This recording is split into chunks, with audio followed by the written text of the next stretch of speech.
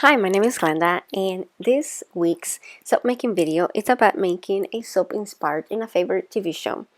The TV show that I chose is the Great British Bake Off. In case you haven't heard about it, I'm going to briefly explain what it's about. As the name may tell you, it's about baking. However, unlike most American baking shows, this one is not about baking cakes all the time. They do have challenges where the items are savory or they have meat. Pretty much if it can go in an oven, they'll feature it. Now I'm making a tree, perhaps a cherry blossom tree or any tree that has pink flowers, and I'm going to make 4 other trees for my soap. I also need to make what will be the frame. Since the theme for the collaboration, and by the way, this is part of a collaboration, I'll talk more about it later. I thought it would be a good idea to try to do the rim soap technique for it, to resemble the frame around a TV screen. I had never tried this technique before, and it was a little bit tricky, especially the one for the rectangular soap. I had to bevel all of the ends of the soap so that they will meet together and it will be somewhat seamless. I'm using soap dough to make my frame. However, I found that this was a very time consuming work. So for the rest of the soaps, I decided to use an oval mold instead. Now back to the show. It starts with 12 contestants, and every week as they go through challenges, one contestant gets named Star Baker and another one goes home. One of the things that I like the most about this show is that the contestants are generally nice. Most reality TV shows that I've watched here that are competition based tend to be or tend to have some drama in it, and it seems some people are cast just based on their ability to create that drama, in my opinion.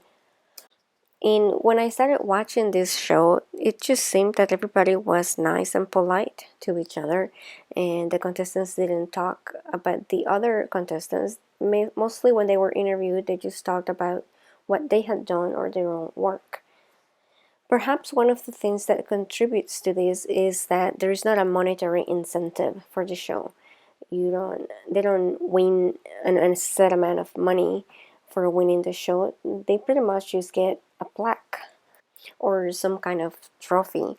However, there are benefits to winning because most of the winners have gone on to create a career baking related from the show, or sometimes they stayed on the TV industry as host of TV shows relating to cooking, or they will write a book and they become authors and so forth. Okay, by now you may be wondering, what do trees have to do with a baking show? And I'll tell you. But first, I'm going to put my personal protective equipment to make the soap. This is the recipe that I will be using, and I will have a link to it in the description box. I'm going to make a very small batch, only 8 ounces of oils that I warm up to 109 degrees Fahrenheit or 43 degrees Celsius. And next, I'm going to measure the lye water solution. And then I'm going to add this to the oils and mix it. You can't read the label on the bottle, but the fragrance that I will be using is Jolly All Christmas from Make Your Own. It has a note of smoked vanilla, which I thought went well with the theme, since vanilla seems to be something that is used in baking a lot. Now back to the TV show. The TV show consists of 3 challenges each week.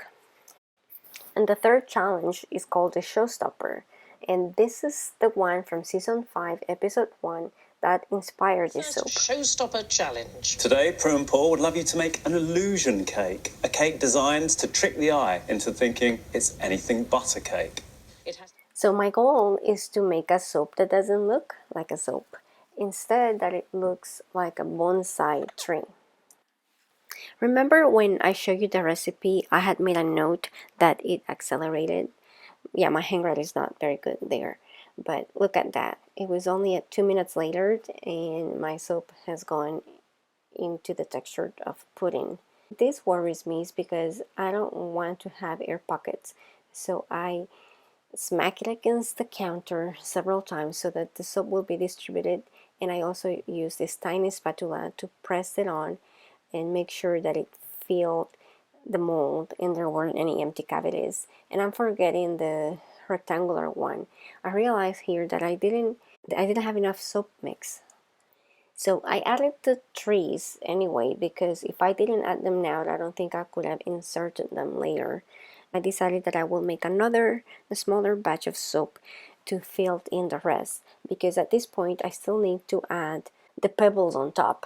My husband does have a bonsai tree, so I know that they require to have a soil that has a lot of drainage and a special type of soil.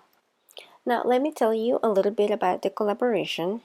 About a dozen or so soap makers got together and we agreed on making a soap, or actually any other item that was revolving around the theme of a favorite TV show, or favorite maybe of somebody we knew.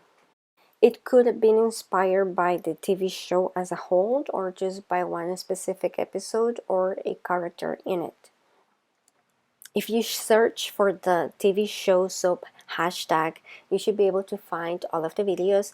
But just in case, I'm also going to include them down below in the description box, as well as link to the channels of those who participated. Thank you for watching.